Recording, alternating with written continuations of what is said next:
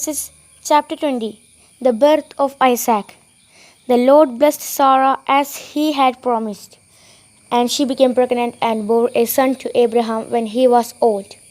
The boy was born at the time God had said he would be born. Abraham named him Isaac. When Isaac was 8 days old, Abraham circumcised him as God had commanded. Abraham was 100 years old when Isaac was born. Sarah said, God has brought me joy and laughter. Everyone who hears about it will laugh with me. Then she added, who would have said to Abraham that Sarah would nurse children? Yet I have borne him a son in his old age. The child grew, and on the day that he was weaned, Abraham gave a great feast. Hagar and Ishmael are sent away. One day Ishmael, whom Hagar, the Egyptian, had borne to Abraham, was playing with Sarah's son Isaac. Sarah saw them and said to Abraham, Send this slave and her son away. The son of this woman must not get any part of your wealth, which my son Isaac should inherit. This troubled Abraham very much, because Ishmael was also his son.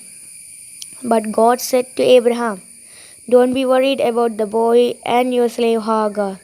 Do whatever Sarah tells you, because it is through Isaac that you will have the descendants I have promised. I will also give many children that they to the son of the slave woman, so that they will become a nation. He too is your son.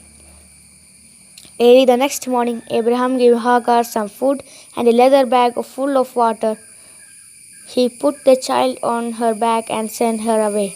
She left and wandered about in the wilderness of Beersheba. When the water was all gone, she left the child under a bush and sat down about 100 meters away. She said to herself, I can't bear to see my child die. While she was sitting there, she began to cry. God heard the boy crying, and from heaven the angel of God spoke to Hagar.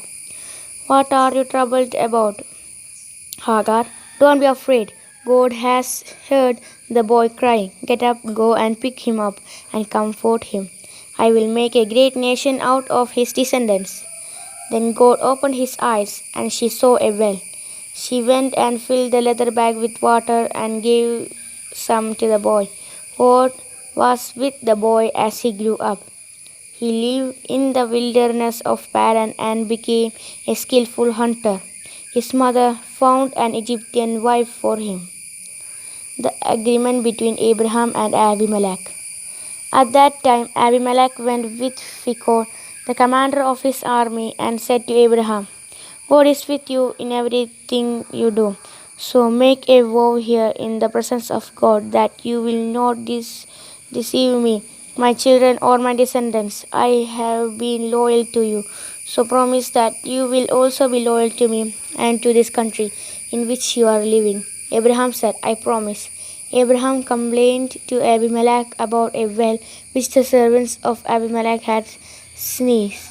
Abimelech said, I don't know who did this. You didn't tell me about it, and this is the first I have heard of it. Then Abraham gave some sheep and cattle to Abimelech, and the two of them made an agreement. Abraham separated 7 lambs from his flock, and Abimelech asked him, Why did you do that? Abraham answered, Accept these 7 lambs. By doing this, you admit that I am the one who dug this well.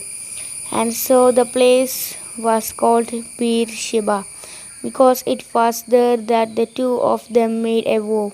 After they had made this agreement of Beersheba, Abimelech and Phicol went back to Philistia. Then Abraham planted a tamarisk tree in Beersheba and worshipped the Lord, the everlasting God. Abraham lived in Philistia for a long time.